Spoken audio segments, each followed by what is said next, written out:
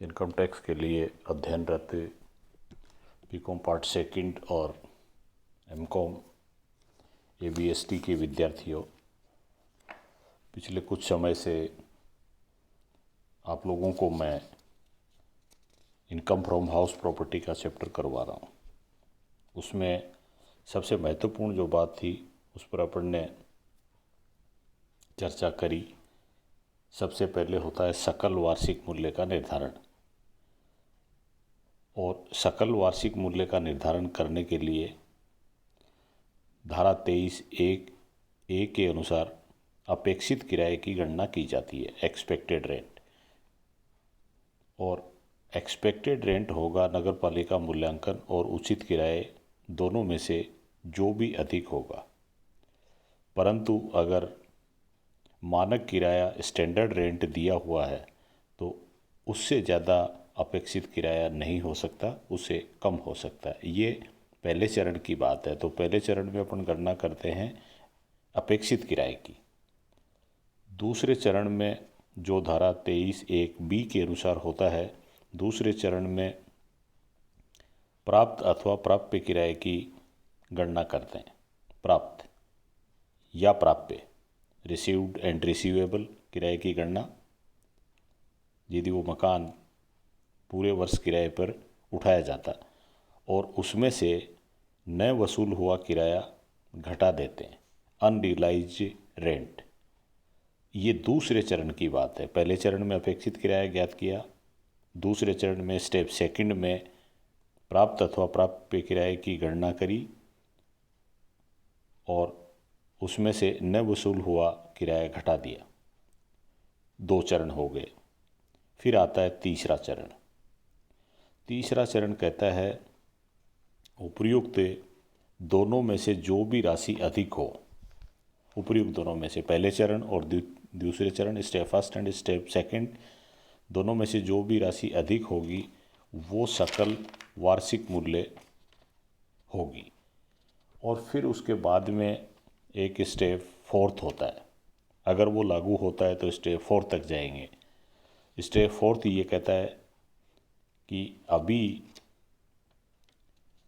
जो आपने step third में जिसको आधार बनाया है, 1 और 2 में जो अधिक था, उसमें से अभी मकान खाली रहने की अवधि का किराया और घटा देंगे। स्टेप थर्ड में जो राशि आई उसमें से मकान खाली रहने की अवधि का किराया स्टेप थर्ड में से घटा दिया जाएगा। घटाने के बाद में वो आता है सकल वार्षिक मूल्य, जिसको अपन कहते हैं ग्रॉस एनुअल वैल्यू।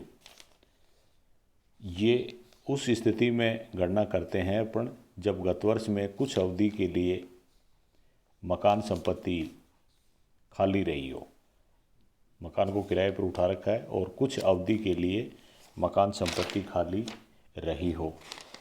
इससे संबंधित प्रश्न अपन लोगों ने कर लिया था। तो ये 4 चरणों का मामला, step first, step second, third and fourth की गणना करते हुए अब अपन ने निकाला ग्रॉस एनुअल वैल्यू। और फिर उसके बाद में ग्रॉस के बाद में होता है नेट एनुअल वैल्यू। जब ग्रॉस में से स्थानीय करों की या नगर पालिका करों की राशि जो मकान मालिक ने चुकाई है, चाहे वो इस गत वर्ष की हो या उससे पहले के गत वर्षों की हो, ये छूट चुकाने के आधार पर मिलती है। तो सकल में से फिर नगर पालिका मूल्यांकनों को और घटा दिया जाता है। उनको जब घटा देते हैं तो आता है एनुअल वैल्यू या net annual value. Net annual value के बाद में अपन और आगे चलते हैं। अब उसके बाद में फिर आती हैं कटौतियाँ। तो डिडक्शन देते हैं अपन, और डिडक्शनों में 2 डिडक्शन सामान्य रूप से महत्वपूर्ण हैं जो लगभग हर जगह काम में आएंगे। आप दे रहे हैं शुद्ध वार्षिक मूल्य में से कटौती, और शुद्ध वार्षिक मूल्य में से जब ये कटौतियाँ दे देंगे या शुद्ध वार्षिक मूल्य में से ये राशियाँ घटा देंगे तो घटाने के बाद में आएगा, उसको कहेंगे taxable income from house property, मकान संपत्ति से कर योग्य आय। तो वो कटौतियाँ क्या हैं? उस कटौती में पहली कटौती है स्टैंडर्ड डिडक्शन की, जो शुद्ध वार्षिक मूल्य के 30% के बराबर दी जाएगी, जो देनी है आपको। शुद्ध वार्षिक मूल्य के 30% के बराबर ये राशि घटाई जाएगी स्टैंडर्ड डिडक्शन के नाम से। और अगर शुद्ध वार्षिक मूल्य शून्य हो तो फिर ये कटौती नहीं दी जाएगी, क्योंकि ऐसी स्थिति में ये राशि नहीं बनती है। तो आपने घटा दी स्टैंडर्ड डिडक्शन किस में से, नेट एनुअल वैल्यू में से एक तो, और एक सामान्य रूप से घटती है इंटरेस्ट ऑन बोरोड कैपिटल। मकान संपत्ति के संबंध में या मकान संपत्ति के क्रय करने या उसके बनवाने के संबंध में अगर कोई लोन लिया है तो इंटरेस्ट की छूट भी आपको देनी पड़ेगी। और इंटरेस्ट की छूट इसमें दो तरह की है, एक तो गत वर्ष के ब्याज की छूट और एक गत वर्ष से पहले मकान जब अस्तित्व में आया उससे पहले का भी अगर ब्याज है तो उस ब्याज की गणना करेंगे, उसकी 5 किस्तें बनाएंगे और 5 किस्तों में से पहली किस्त उस गत वर्ष में देंगे जिस गत वर्ष में मकान बन के तैयार हुआ है। तो ये दो कटौतियाँ देनी है आपको, स्टैंडर्ड डिडक्शन देना है and interest on borrowed capital के ऊपर छूट देनी है। बोरोड कैपिटल और इंटरेस्ट ऑन कैपिटल के ऊपर छूट कितनी देनी है ये अपने वैसे आप लोगों को बता दी थी कि अधिकतम छूट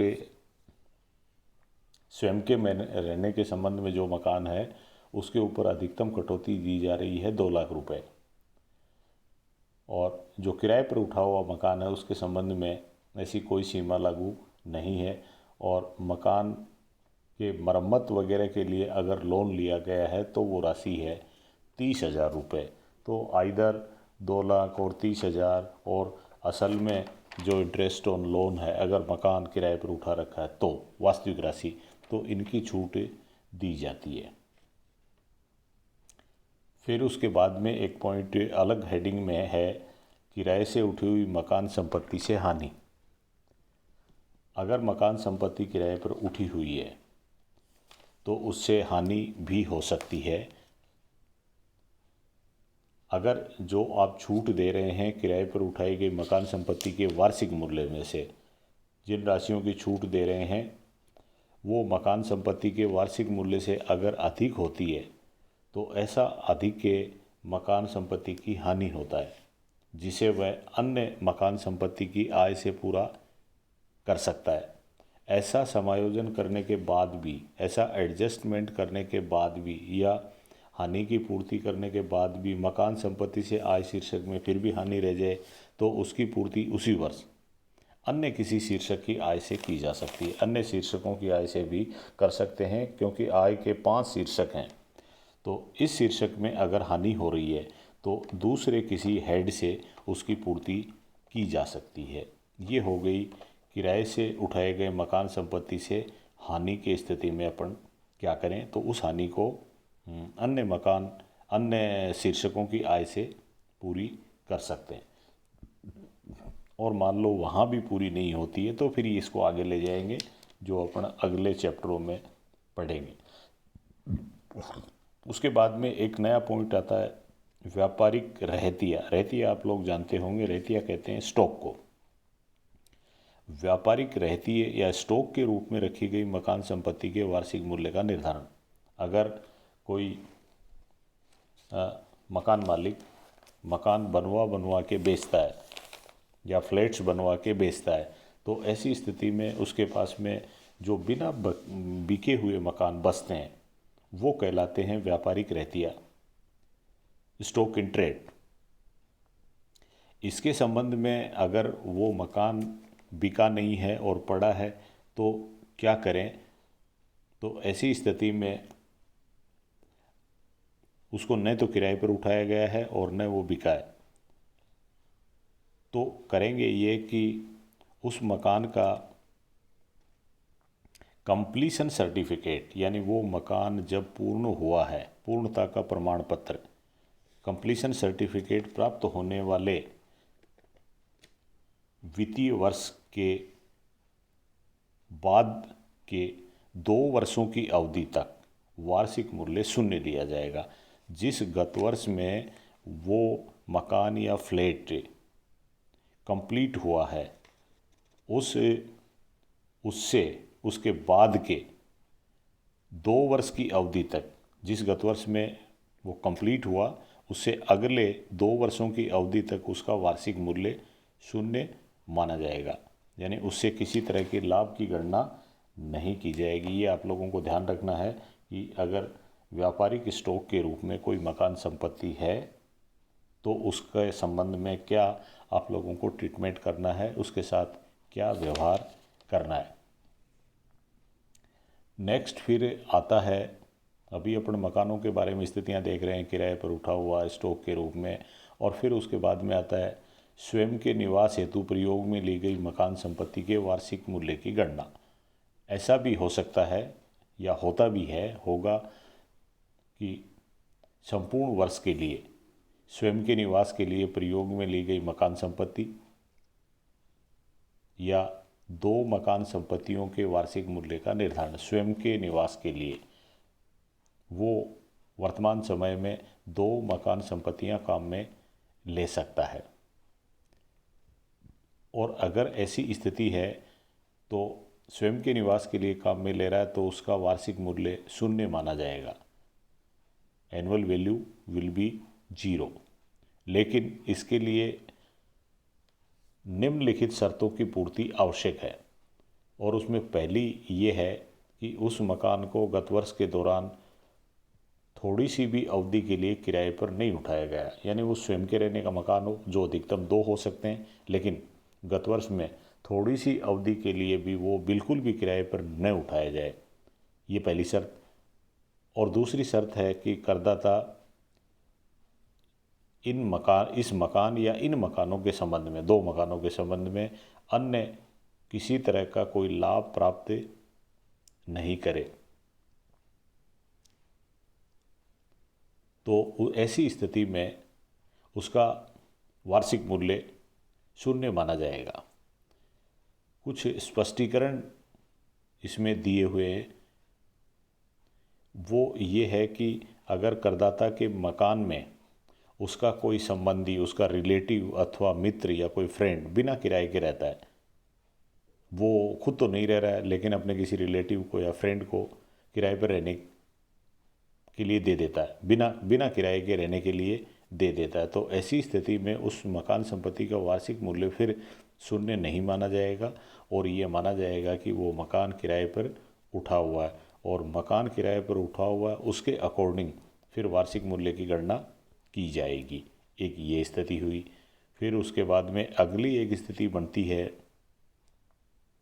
स्वयं के रहने का ऐसा मकान का वार्षिक मूल्य का निर्धारण अपन करेंगे जिसमें करदाता गत वर्ष में वास्तव में नहीं रहा हो, मतलब गत वर्ष में वो बिल्कुल ही नहीं रहे, स्वयं के रहने का मकान है लेकिन गत वर्ष में बिल्कुल भी नहीं रहे। और इसका कारण ये है कि वो अन्य स्थान पर नौकरी करता है या व्यापार करता है या पेशा करता है, उसकी वजह से वो उसका उपयोग नहीं कर पाया, तो ऐसी मकान संपत्ति का वार्षिक मूल्य शून्य होगा। पर इसके लिए भी उन्होंने शर्त दे रखी है। वो पहली शर्त ये है कि जहाँ भी वो नई जगह पर रह रहा है वहाँ उसका स्वयं का रहने का मकान नहीं हो। और बी पॉइंट में आता है कि उस मकान को गत वर्ष के दौरान थोड़ी सी भी अवधि के लिए किराए पर नहीं उठाया गया हो, उस मकान को किराए पर नहीं उठाया गया हो, और इस मकान के संबंध में या मकानों के संबंध में करदाता ने अन्य कोई लाभ प्राप्त न किया हो, तो ऐसी परिस्थिति में वार्षिक मूल्य शून्य होगा। तो वार्षिक मूल्य शून्य अपन ने तब किया जब स्वयं का रहने का मकान और गत वर्ष में वो रह नहीं पाया हो, क्योंकि वो दूसरी जगह नौकरी करता है या व्यापार करता है या पेशा करता है, इस वजह से वो नहीं रह पाया, और जो दूसरी नई जगह है वहाँ पर उसका स्वयं का कोई मकान भी नहीं है। तो ऐसी स्थिति में ये जो खाली रहा है मकान, इसका वार्षिक मूल्य शून्य माना जाएगा। अब फिर उसके बाद में नए हेडिंग में है स्वयं के रहने के मकानों के वार्षिक मूल्य में से कटौती। स्वयं के रहने के, किराए की बात नहीं है, देय ब्याज की कटौती किराए के मकानों के संबंध में कोई सीमा लागू नहीं है, तो स्वयं के रहने के मकान हैं उनके वार्षिक मूल्य में से कटौती करनी और वो देय ब्याज के संबंध में इंटरेस्ट पेबल हो गया है। इंटरेस्ट के लिए ऐसा कोई ज़रूरी नहीं है कि उसका भुगतान किया जाए, केवल अगर ड्यू हो जाता है तो ड्यू होने के आधार पर ही वार्षिक मूल्य में से कटौती दे दी जाती है। और इस संबंध में नियम ये हैं कि लोन अगर 1 अप्रैल 99 से पहले लिया है तो अधिकतम कटौती ब्याज की मिलती है 30,000 रुपये, और 1 अप्रैल 99 या उसके बाद का अगर लोन है तो उसके ऊपर इंटरेस्ट की राशि अधिकतम हो जाती है 2 लाख रुपए, इससे ज़्यादा पेमेंट नहीं होगा। तो ये है स्वयं के रहने के मकानों के वार्षिक मूल्य में से ब्याज की कटौती के नियम। फिर उसके बाद में कुछ पॉइंट अपने को और क्लियर करने हैं, और उसमें से ये आता है कि यदि 2 या अधिक मकानों का स्वयं के निवास के लिए प्रयोग करने पर कर योग्य आय का निर्धारण कैसे करें। 2 या अधिक मकानों का, इसमें सबसे पहले अपन पॉइंट नंबर 1 में देखते हैं केवल 2 मकानों का स्वयं के निवास के लिए प्रयोग करना। यदि कोई करदाता केवल 2 मकान अपने स्वयं के निवास के लिए प्रयोग में लाता है, केवल 2 मकान, तो इन मकानों का वार्षिक मूल्य 0 माना जाएगा, और जब वार्षिक मूल्य 0 है तो मानक कटौती भी 0 होगी। लेकिन इन मकानों को क्रय करने या बनवाने या मरम्मत के संबंध में लोन लिया गया है और उसके ऊपर इंटरेस्ट है, यानी इंटरेस्ट ऑन लोन, तो इंटरेस्ट ऑन लोन की छूट दी जाएगी। लेकिन इंटरेस्ट ऑन लोन ऊपर जो आप लोगों को बताया कि 99 से पहले या उसके बाद में, तो अधिकतम राशि हो सकती है या तो 30,000 या 2 लाख रुपए, दोनों मकानों के संबंध में। फिर उसके बाद में सेकंड पॉइंट इसमें आता है 2 से अधिक मकानों का स्वयं के निवास के लिए प्रयोग करना। यदि करदाता के पास 2 से अधिक मकान हैं और वो 2 से अधिक मकानों का स्वयं के निवास के लिए प्रयोग करता है तो केवल 2 मकानों का वार्षिक मूल्य 0 माना जाएगा और बाकी को किराए पर उठा हुआ मानते हुए अपन कैलकुलेशन करेंगे। लेकिन इन 2 मकानों का चुनाव करने का जो अधिकार है वो करदाता को होगा कि कौन से 2 मकान उसके रहने के काम में आते हैं। आप लोगों को करदाता के हित में दोनों मकानों का निर्धारण किया जाएगा कि ये इन दोनों मकानों में अगर वो रहता है तो उसके लिए कर दायित्व न्यूनतम बनेगा, ये देखना है अपने को। तो ये अपन कैलकुलेशन में देखेंगे। 2 से अधिक मकानों के निवास, अगर वो 2 से अधिक मकानों को निवास के लिए यूज़ करता है तो कोई से भी 2 का चयन अपन उसके कर दायित्व को कम से कम करने के नज़रिए से उनका चयन करेंगे। तो कुछ ये हो गई। फिर उसके बाद में अगला पॉइंट आता है कि ऐसी मकान संपत्ति के, अपन ये सारा का सारा थ्योरेटिकल पोर्शन देख रहे हैं अब, ऐसी मकान संपत्ति के सकल वार्षिक मूल्य का निर्धारण जो गत वर्ष में कुछ अवधि के लिए स्वयं के रहने के लिए आए, काम में आए, और कुछ अवधि के लिए किराए पर उठा दी जाए। ऐसा भी हो सकता है कि गत वर्ष के दौरान जो मकान संपत्ति है वो कुछ टाइम के लिए करदाता स्वयं रहे और बाकी समय के लिए उसको किराए पर उठा दिया जाए। तो अगर ऐसी स्थिति है तो इस मकान का वार्षिक मूल्य, चूँकि वो खुद भी रहता है, तो भी ऐसे मकान का वार्षिक मूल्य 0 नहीं होगा। इस मकान का वार्षिक मूल्य ये मानते हुए ज्ञात किया जाएगा कि मकान संपत्ति को किराए पर उठाया गया। फिर उसके बाद में नेक्स्ट पॉइंट में आता है ऐसी मकान संपत्ति के वार्षिक मूल्य का निर्धारण जिसका कुछ भाग स्वयं के रहने के काम में आता है तथा कुछ भाग किराए से उठा दिया जाए अथवा व्यापार में काम में है। यानी मकान संपत्ति के भाग इंडिपेंडेंट पोर्शन दे रखे हैं, कुछ भाग में वो रहता है और कुछ भाग किराए पर उठा दिया जाए या व्यापार में काम में आए। तो ऐसी स्थिति में स्वयं के रहने का जो भाग है, उसकी स्वतंत्र इकाई है, उसका वार्षिक मूल्य 0 होगा। और किराए पर उठाए गए मकान हैं, उनका वार्षिक मूल्य अपने जो धारा 23 के प्रावधान हैं उनके अनुसार जो पीछे ज्ञात किया है उसी तरह से ज्ञात करेंगे। और व्यापार में अगर कोई मकान को काम में लेता है वो, तो उसकी अनुमानित आय की गणना इस शीर्षक में नहीं करेंगे, वो होगी व्यापार की आय, इनकम फ्रॉम बिजनेस, जिसका अलग से हेड है, अलग से शीर्षक है, उसी में गणना करेंगे। तो ये बात हुई इस तरह से कि मकान की कई इकाइयाँ हों और उसका निर्धारण करें, कुछ में स्वयं रहता हो और कुछ किराए पर दे दिया जाए। तो स्वयं के रहने का जो भाग है उसका एनुअल वैल्यू 0 होगा। फिर उसके बाद में थोड़ा सा पोर्शन और बचता है और वो पोर्शन है किराए की बकाया राशि, जो पिछले वर्षों में प्राप्त नहीं हुई, अब आगे के वर्षों में प्राप्त हो जाती है। तो ये राशि जिस वित्त वर्ष में मकान संपत्ति से प्राप्त हुई है, उसी वित्त वर्ष में या उसी गत वर्ष में करदाता की आय में मकान संपत्ति से आय शीर्षक में सम्मिलित कर लिया जाएगा। पिछले सालों की बकाया थी, अब मिल गई, जिस गत वर्ष में मिलती है उसी गत वर्ष की आय में इसको शामिल कर लेंगे, भले ही चाहे करदाता उस टाइम यानी अब बकाया मिलने के समय उस मकान संपत्ति का स्वामी है अथवा नहीं, तो वो शामिल हो जाएगी। लेकिन ये जो शामिल हुई है और या एरियर की राशि वसूल हुई है, इसमें 30% की मानक कटौती अवश्य देंगे, अन्य किसी तरह के व्यय की छूट नहीं दी जाएगी। तो ये है, कोई बकाया अगर किराए की राशि प्राप्त हुई तो जिस गत वर्ष में प्राप्त हुई उसमें शामिल करें और फिर स्टैंडर्ड डिडक्शन की छूट दें।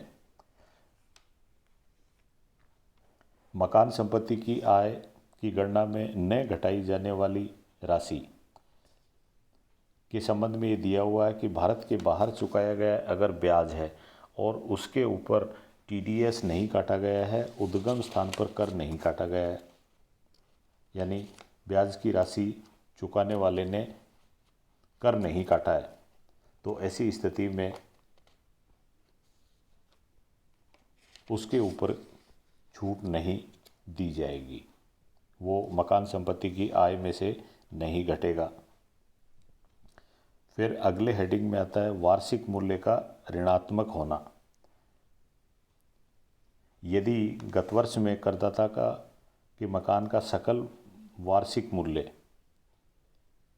से अधिक राशि के नगरपालिका करों का भुगतान किया जाता है, सकल वार्षिक मूल्य में से आप लोग जानते हैं कि नगरपालिका कर घटाए जाते हैं, हो सकता है जो नगरपालिका कर चुकाए गए वो ज़्यादा हों, तो ऐसी स्थिति में वार्षिक मूल्य ऋणात्मक हो जाता है। ऋणात्मक हो सकता है, माइनस में हो सकता है, लेकिन ये ध्यान रखेंगे ऐसी परिस्थिति में स्टैंडर्ड डिडक्शन की छूट नहीं दी जाएगी, लेकिन देय ब्याज की कटौती, जो ब्याज ड्यू है उसकी कटौती जरूर दी जाएगी।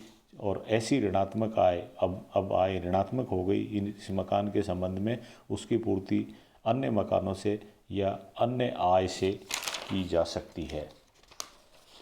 और लास्ट में थ्योरी का एक और पोर्शन बचता है, वो ये है कि grossing up of rent received. कई बार जो किराया प्राप्त हुआ है उसमें से अगर मान लो इनकम टैक्स काट लिया गया है, किराया प्राप्त हुआ है, चुकाने वाले ने इनकम टैक्स अगर काट लिया है तो उसको ग्रॉस करेंगे। और काटने का नियम ये है कि अगर 2,40,000 रुपये से अधिक के किराए का भुगतान कोई करता है तो भुगतान करने वाले का दायित्व है कि वो 10% की दर से उसके ऊपर कर काट ले और सरकार के पास जमा करा दे। तो यानी उसने कर काटा है और कर काटने के बाद में उसको भुगतान किया है। ऐसी स्थिति में किराए को ग्रॉस अगर बढ़ाएं तो आप 100 divided by 90 into rent received और क्रेडिटेड, या तो रेंट प्राप्त हुई है या खाते में जमा करा दी गई है, तो उसको गुणा करेंगे 100/90 से, और 100/90 से गुणा करते ही सकल राशि आ जाएगी। इस तरह से अपन लोगों ने इनकम फ्रॉम हाउस प्रॉपर्टी की सारी थ्योरी देख ली है। आप लोगों से अपेक्षा है कि आप लोग अच्छे से इस थ्योरी को देख लें, इसके उदाहरणों को देख लें, और फिर कल से अपन कुछ क्वेश्चन करेंगे। Thank you.